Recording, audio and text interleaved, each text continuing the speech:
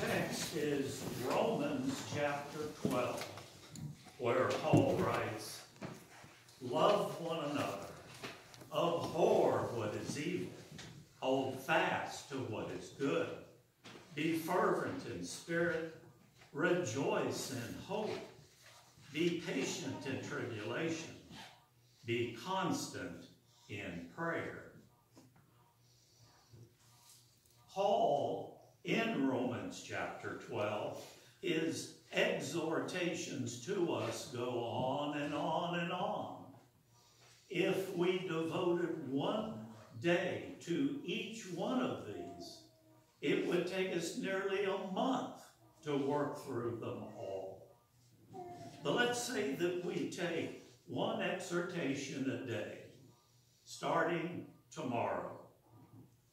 Monday morning, we decide that we are going to let our love be genuine. All day long, you try to demonstrate to those you encounter, to those around you, that you have sincere love for them.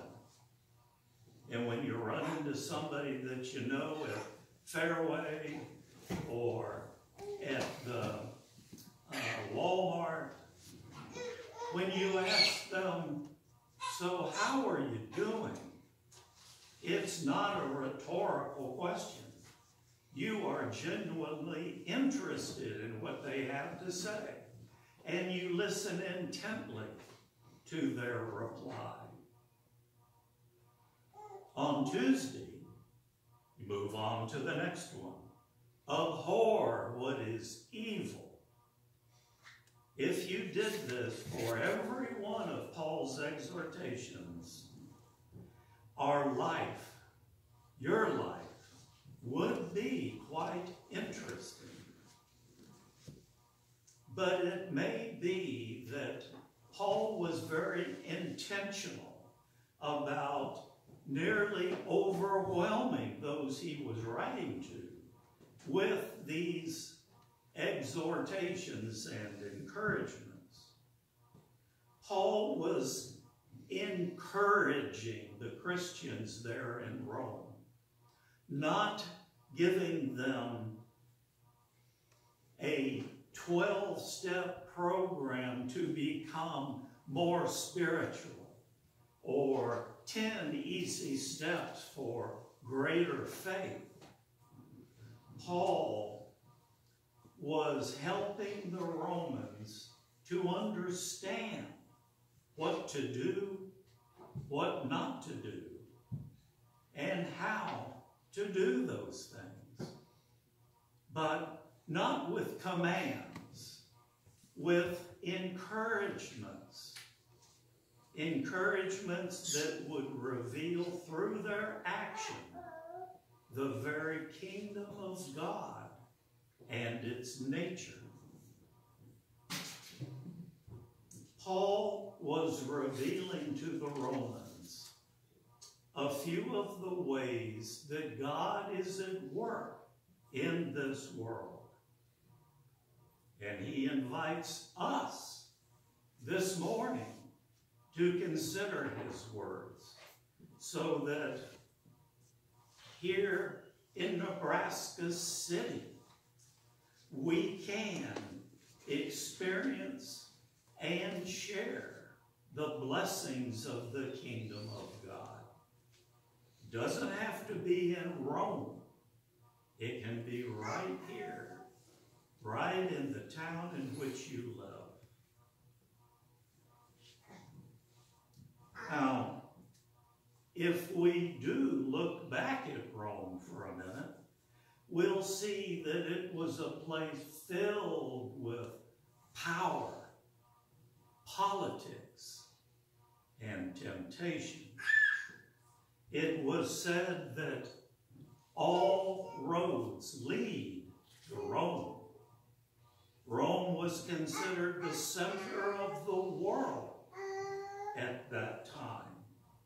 Its public spaces filled with statues and arches, monuments, and carvings honoring great military leaders, great military victories, great and powerful political leaders. Past leaders, the most powerful, were even encouraged to be worshiped as gods. Now imagine being a believer, a Christian, surrounded by all of that power, all of those politics, and all of that temptation.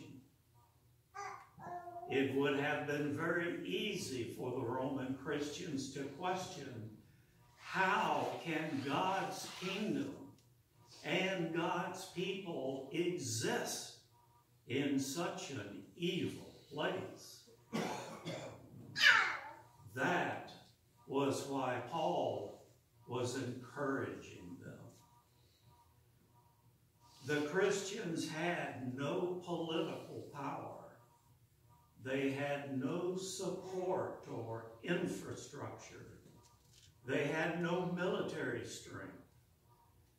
They did not even have a seminary to train their leaders. They didn't have what we now call the New Testament. They had the Hebrew Bible, and they had Romans, and perhaps one or two more of Paul's letters. But that was it. Surrounded by the evil and opulence that was Rome, Christians wondered how God's kingdom could survive there. And it was for those very believers that Paul painted this word picture. He gave them insight into the ways of God. He spoke of the enemies of God's people, the persecution they had and would continue to experience, the evil all around them, the evil that must be abhorred and avoided. Then he called believers to action, telling them, do not be overwhelmed by evil, but overcome evil with good.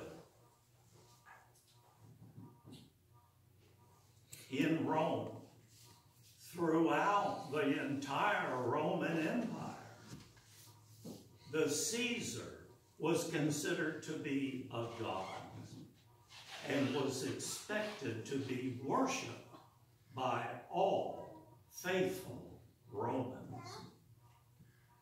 But Paul and the believers knew that their ultimate hope, their strength, their very salvation had nothing to do with Caesar, but it had everything to do with the person of Jesus Christ. He is the one who truly overcame evil with righteousness. Christ's work of salvation was not accomplished in the Roman way. It wasn't done by parading proudly through the streets of Rome, displaying and bragging about all of the accomplishments. The ways of God called for a journey of sacrifice through the streets of Jerusalem, ending on the cross outside the city gates. Now, you may remember some years back Mel Gibson's movie about the Passion of Christ. I was almost shocked at how violent portrayed Christ's passionate suffering. It revealed that Rome was indeed a power to be reckoned with. Behind all of the grand monuments and fine carved marble, behind all of the pomp and circumstance and politics, was a cold, hard, brutal place of power. The punishment Romans used to control the world was to strip their enemies of all forms of even the most basic human dignity. Hidden within that brutality, beneath the rule by brutal force, there was the loving sacrifice of Jesus Christ. And it is his story, not some grand procession through the streets of Rome, that is the source of our strength and hope and salvation. Jesus walked those streets of Jerusalem carrying his own cross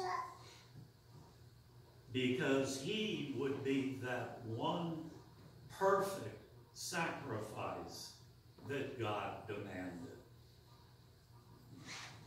His sacrifice, his life, would cover the sins of an entire world forever. Jesus is why we celebrate peace with God. Jesus is why we have hope of everlasting life in God's kingdom. And in Romans chapter 12, Paul encourages us to live in the kingdom of God, even here in Nebraska City.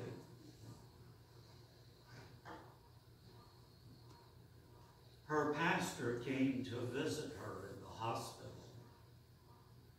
She was in the final stages of cancer, heavily medicated, mostly unresponsive. When he entered her room, he was surprised by what he saw. Her daughter was at the foot of her bed, putting lotion on her mother's feet and lower legs. It was nice, expensive lotion.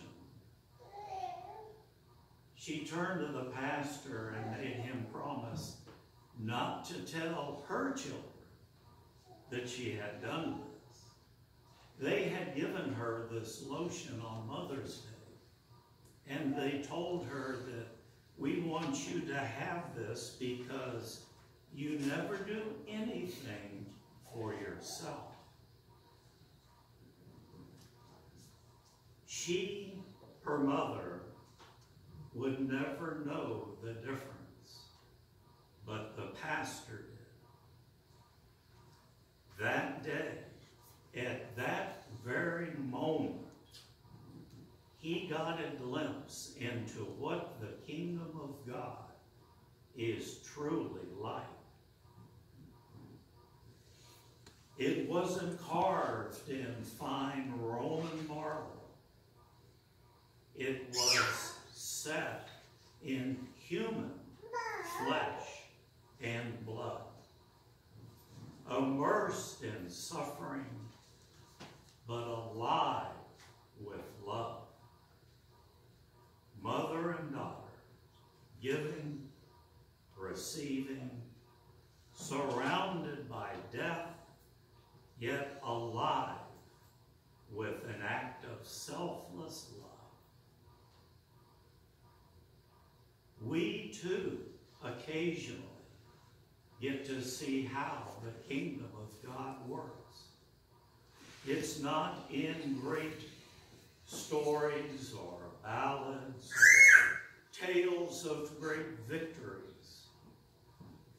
It's found in simple sacrifice, in love, in giving, in acts of kindness. That's how God works. And he works best when you help. Amen. The peace of God that passes all understanding, keep your hearts and minds focused on the kindness and love that is God's